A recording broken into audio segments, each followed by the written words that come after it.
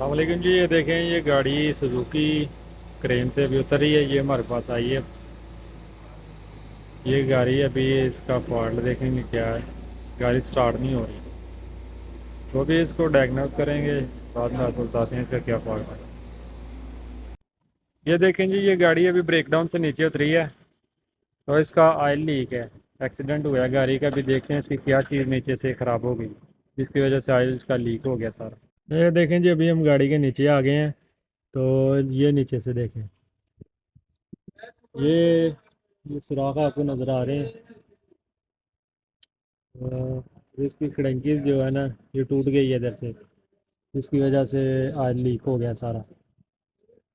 تو ابھی ہم اسے کھولیں گے، پھر اسے ریپلیس کریں گے مکمل کو۔ یہ اس کے 10 کے بولٹ لگے ہوئے ہیں، کچھ 12 کے ہیں کچھ 10 کے ہیں۔